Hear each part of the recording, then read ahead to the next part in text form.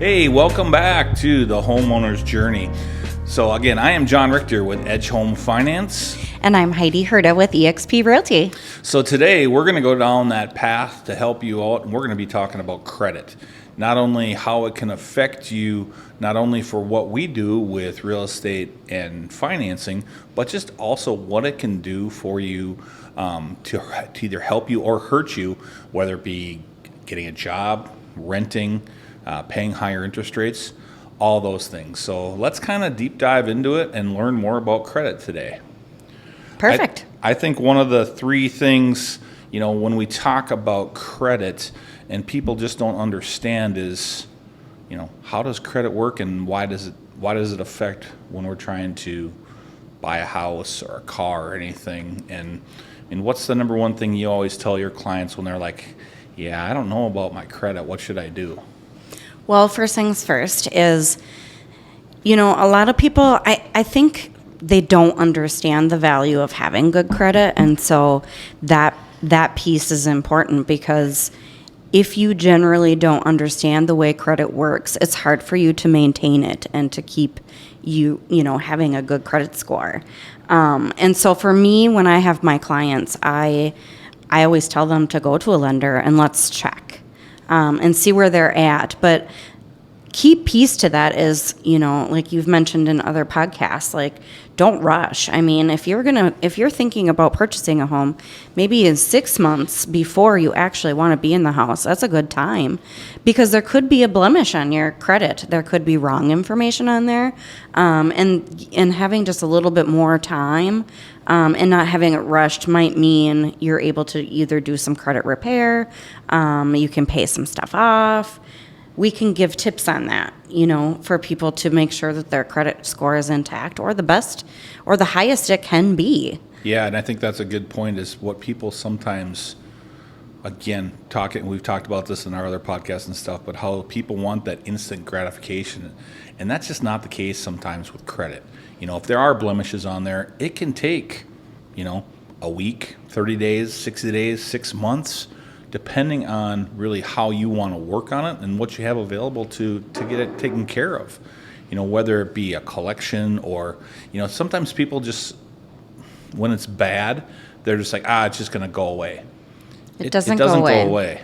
It sits out there, and that's where credit can affect you so much, not only for when you're trying to buy a house, but when you're trying to get a car, get a credit card. Now, even employers check credit and see what you're doing and how you spend, and if you have anything out there for collections or judgments or anything like that. And I would wholeheartedly agree with Heidi that it's the first thing you need to look at, because if there is something on there, let's try to work together to get it taken care of right away. And I've seen it happen before where, especially younger people, where maybe they're just getting together for the first time, and they both think, I have the greatest credit in the world, and then all of a sudden, as we're doing it, you kind of get this look in the deer in the headlights look from one of them, because it's like, I don't think she knows about this, that, the other. And I've actually had clients that's happened to, and credit can not only affect you financially, but it can affect your livelihood too. Relationship-wise, absolutely. I mean, if there's blemishes on there, I mean, credit is probably, it's the yes or no if you can even buy a house. I mean, it's that important, just as important as your income. Yeah, and I mean, even, it's along that lines too, but if you haven't maybe told the other person, like, I don't know, maybe you have another child outside, I mean, child support Surprise. Shows up on a credit report, and so that can really throw a wrench into the old lifestyle too. So, when looking at credit, there's three main types of credit that we always see on a credit report. It's going to be short-term credit. That could be like your payday loans or get money fast type loans. Those do report to your credit, and if you miss one of those payments, it's definitely going to have an effect on you. The next one is going to be your installment loans. That's going to be your car loans, your mortgage loans. Any type that is secured, that is going to be an installment loan. Now, I just know from doing this a while that installment loans can really help a person's credit because you're showing that you're making payments over a time period. It's a fixed payment, and that can really help build a credit profile up pretty quickly. Okay. And then the last one, of course, is going to be our revolving credit. That's going to be our credit cards. And right now, credit cards are out of control in our society. And when we look at a lot of things, that's probably the number one thing that can really hold people back from getting a house is just that overall spending. And I think we've both seen it that it can have a really bad effect on everything, because once it gets out of control, it's very easy for it to snowball. It is, and most people don't understand either. We've talked about the mortgage rates and things, but most people don't actually, when their credit card comes in the mail, they don't open up that statement and look at what their interest rate really is. No. And unfortunately, most of them are probably sitting around 22 to 24% interest. So once you're getting behind on debt, overspending, it's even if you're making your minimum payments, the interest on it is calculating so quickly that you may never pay it off. Yeah.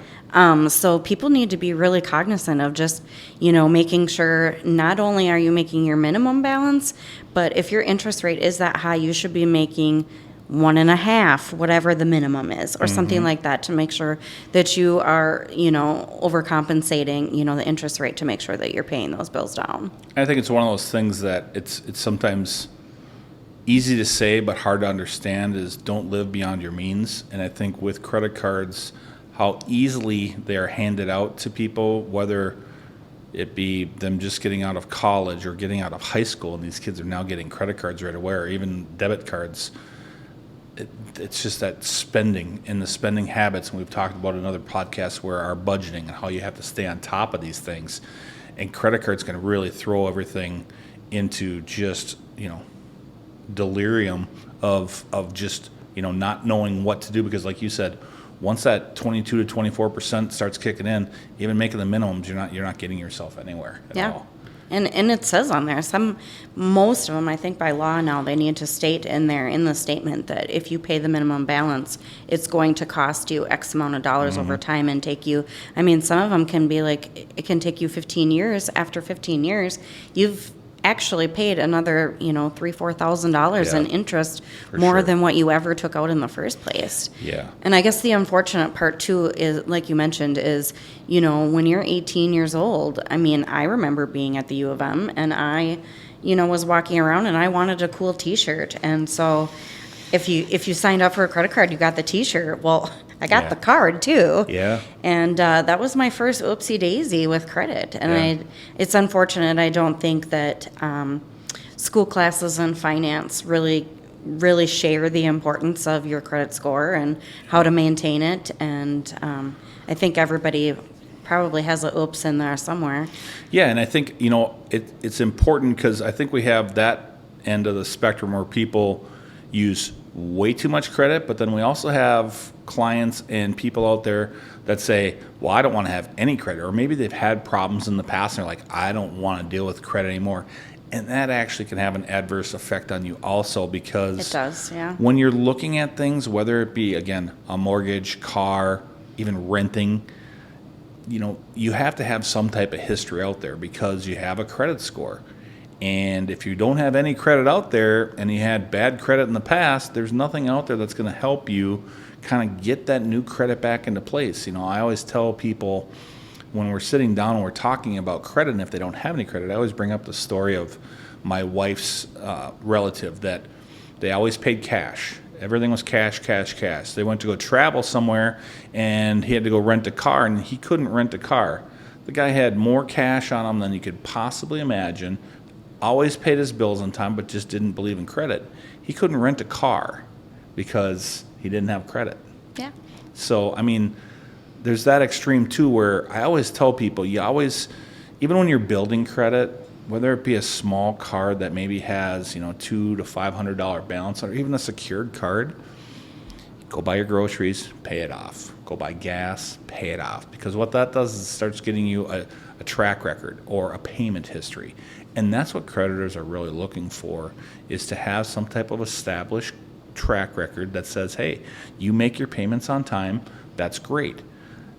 Also with that though too is these creditors, once you start doing that, then all of a sudden you get the, well, congratulations, your account now went from $500 to $5,000. They want you to spend money. That's how they make money. Exactly. So you have to be very, you have to manage it very, very well, and you have to make sure that you're not going to overspend. Exactly. And there is a secret there, like you said.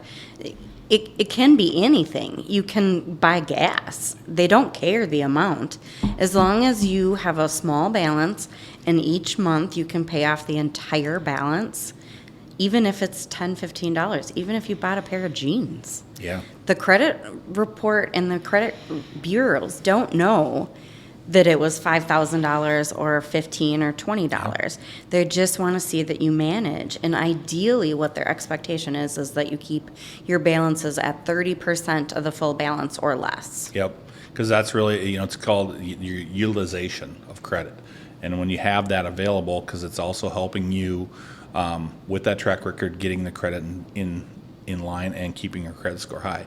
I always, one of my friends, and actually my wife also, they use credit differently, like where my wife is like, if I buy something on my credit, I'm basically borrowing their money for 30 days for free, because they can't charge you interest on something that doesn't have a balance on it. So, as long as you have the money there and you can pay it off right away, it helps with your utilization, keeps your utilization low, but also helps build your credit that much faster too.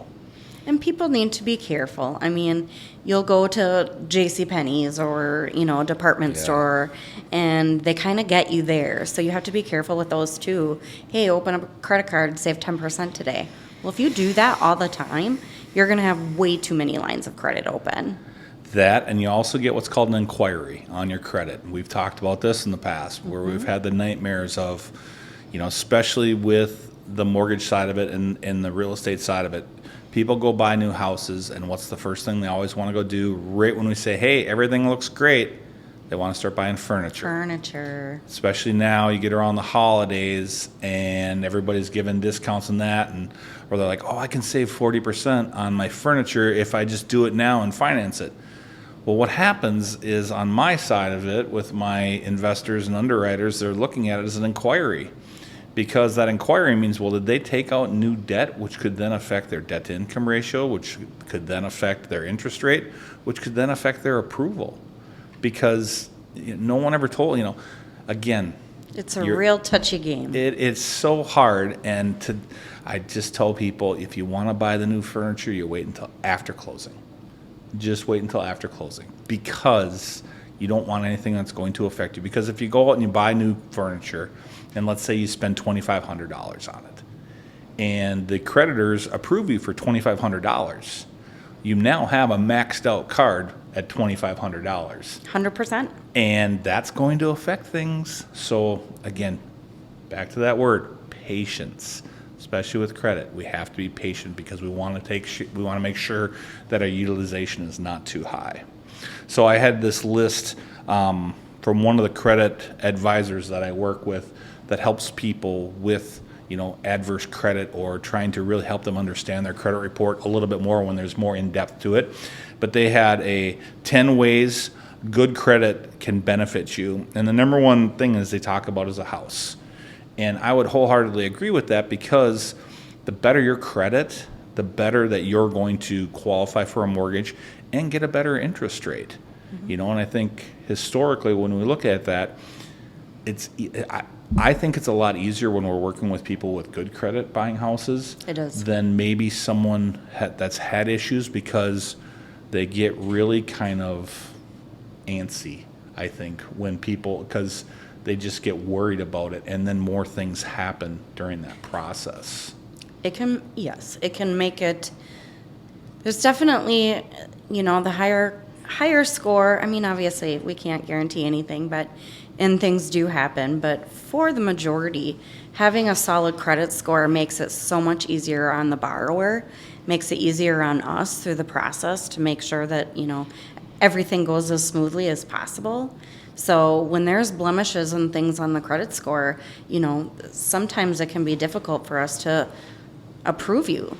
Yeah. And, even then, the credit rating is driving what your available price range is. And so that makes it difficult for us to find you something in, your price range that meets your criteria and things like that. So, Yeah.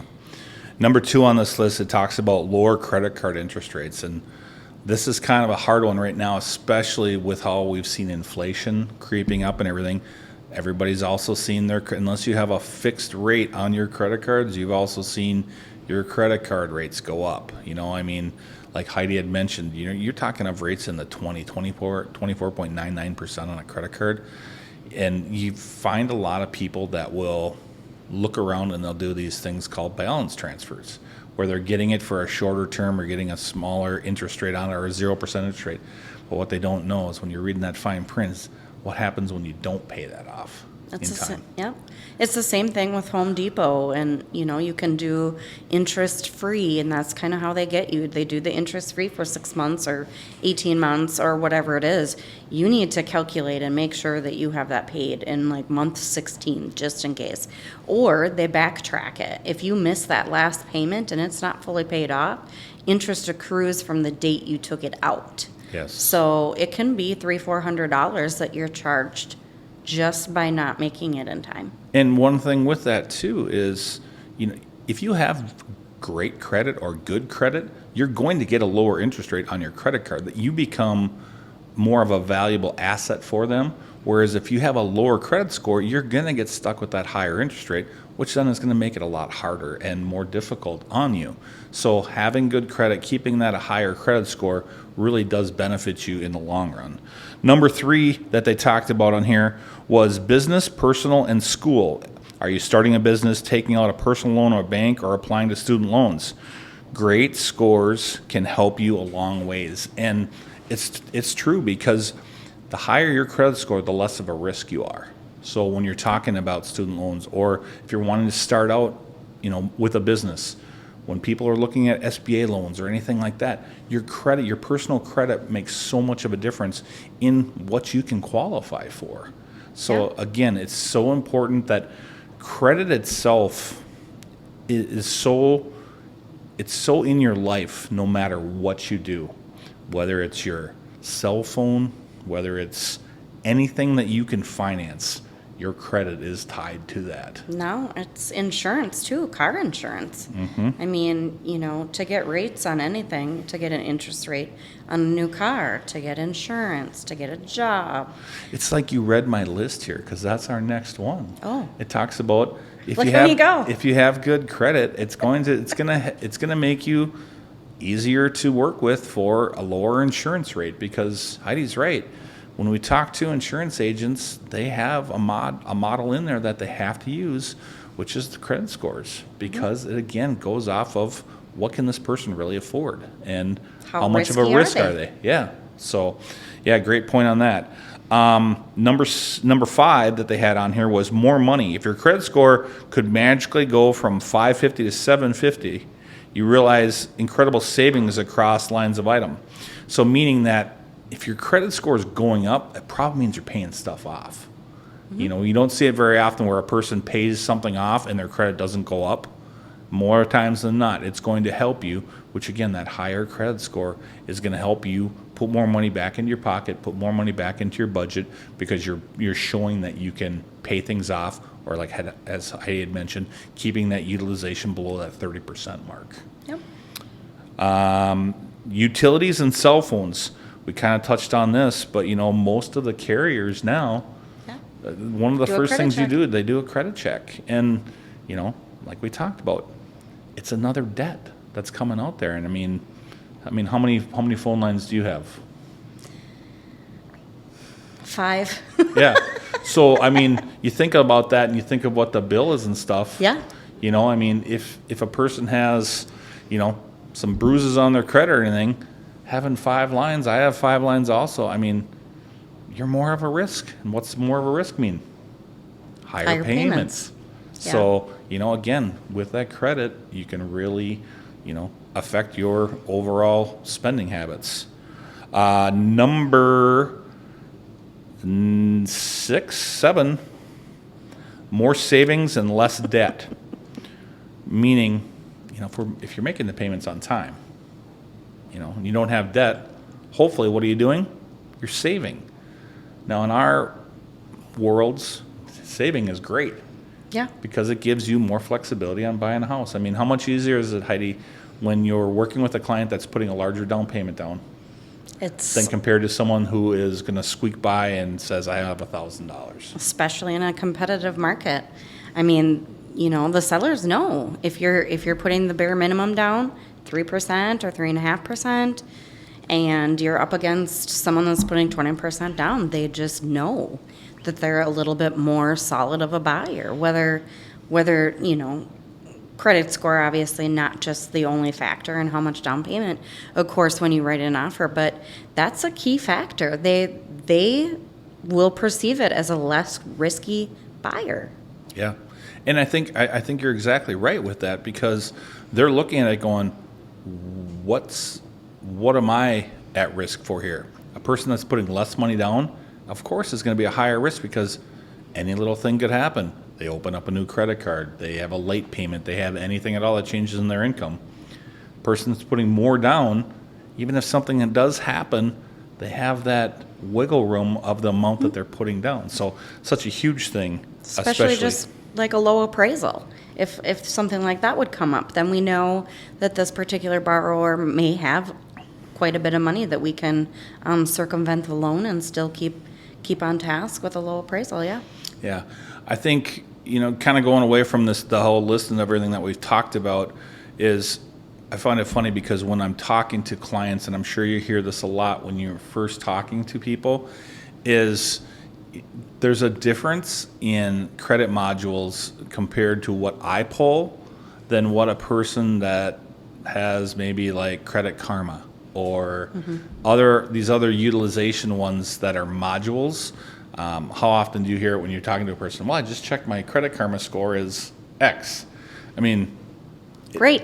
Yeah, it's just not the same, because you're not going to get a loan from Credit Karma. Yeah, and there's usually a pretty vast difference of what your score is on what's called a tri-merge bureau, which is TransUnion, Equifax, and Experian, compared to a credit utilization model from Credit Karma or these other sources that are out there. So it can kind of be a little misleading, because people kind of put, again, things ahead when they're going, well, looks great. This is what it says. And maybe for people that are not as seasoned in the industry like yourself and I, they would take that and run and be like, these people told me their credit was 700.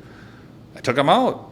And then all of a sudden it comes back and, oh, wait, they don't qualify? Well, they said their credit under 600. And how many times have you had, you have to run across that where people are like, hey, my credit score is great. Most of the time, the borrower is pretty savvy, I think, and they have checked Credit Karma, which, I get concerned too about that when people say, oh, I'm checking it all the time. People should not be checking their credit all the time. No. You should be doing it maybe 6 months, maybe once a year. If you're pretty diligent with your payments and things, you can, I don't personally even check my credit, because I roughly know what it is. And I make sure I make my payments on time and things like that. But if you're pulling and checking your credit all the time, every single time you do that, it could be dropping your score. Yeah, for sure, because it's another inquiry, and there's different types of inquiries. There's a soft pull or there's a hard pull. Most of the times when you're getting your credit checked, it's going to be a hard pull, and that's going to bring down your credit score. Yeah. And then it's going to take that much time to get it back, to have it jump back up. Right. Yeah, it can be very difficult, because I do think everybody should be checking their credit score at least once a year. You do get a free credit report every year from myannualcreditreport.com. You can go out there. You shouldn't have to pay for your credit report. Right. You can go on there. You do get one. It doesn't break down everything, but more importantly, what it is showing you is to make sure the creditors that you do have are reporting correctly, or something's not sitting out there, which can affect you in a negative way, especially when you're trying Right. to buy that house. And that kind of brings up another point too. I mean, if what do you do if you find, maybe some marks on there that you're not aware of? You can certainly reach out to those credit bureaus, get some information on it, or maybe it's quite a few things and you might need to look into some credit repair. But that circles back to another, giving us some time. If that's something that comes up on your report, those are things that take time to be removed and corrected. I think it's very important for people to understand that if you do have blemishes on your credit or the things that have happened in the past that are out there, it can be very difficult and a daunting task to try to do it yourself, because maybe some of these companies aren't even around anymore, but that debt is still out there, or maybe someone's bought that debt from someone else. That's where I will sometimes try to help people to say, hey, here's what you need to do on this. But it also gets to a point where, like, you know what, you need to go and talk to a trusted credit advisor so that they can help, because it's just like, I compare it to like a vehicle. I'm pretty good with some stuff on my vehicle. Like, I can put gas in, I can put windshield washer fluid in, I can turn my car on, Good but for you. if all of a sudden they're like, well, you need to replace this part, or, you got to do this with I don't know how to do that stuff. You have an oil leak. I'm going to bring it to a mechanic, right? It's the same thing. I mean, you can talk to people and they can say, well, here's some different ideas on credit. And even though I look at credit data, I wouldn't say I'm a credit expert. But someone that does that for a living, and again, most of the times they're working for a fee when they do it. They are, so you have to check references. Yeah, but it's something that they do each and every day, so they can try to make it easier for you, rather than getting frustrated and being on the phone for hours upon hours to try to get debt. So working with the right people when you do need help is very important. It is. And ask us, we have referrals, so. Yeah. I think, when we talk about this and why we started doing our podcast for this, is there's certain things, and I always like to compare the journey to like a table, because it has 4 legs on it. And anytime you have one of your legs that's a little wobbly, that's going to make it that much harder to get into a house, and by far, credit is one of the most important ones that you're going to have out there. Yep. Because it can affect so much else, your income, your ratios, your collateral, all of that. So, I'm glad we were able to take this today, talk about credit to really help you understand the importance of it, but also to, don't just jump into something. It does take time. Just like it takes time to build your credit, it also takes time to make sure everything's right on it too, because we've talked about it before. The last thing we want to do is put someone into a car and they're not fully on board with where their credit's at. So again, if there's things that you have on your credit, don't be afraid to ask for help. Absolutely. Yep.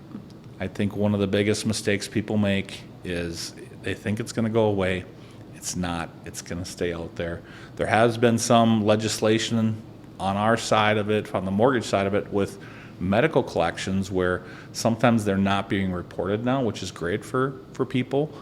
But again, if it's something that's out there, we want to help you, because it's just something that's going to, if we keep kicking it down the road, at some point it's going to come back that we want to get it taken care of. Yep, absolutely. Because also, too, we don't want it to get to a point where it's going to affect, let's say you go to sell a house and you all of a sudden have a judgment from something. How difficult is that? Or all of a sudden they don't know about it and you get the title report back and they're like, oh yeah, I remember that. I did have that. And then all of a sudden there's a judgment out there. Yep, and guess what? You're paying it out of your equity. Yeah, exactly. Or if you don't have an equity, you still got to pay it. Credit can affect you in so many different ways. So if you can, get in front of it right away. Absolutely, yeah. I would recommend, I wish they would offer them in school, but I think everyone, at either if you're 18 or 80, you should at least have had one kind of some sort of credit class, or just checking on it, or some kind of education on what your credit score means at some point that you start to understand it.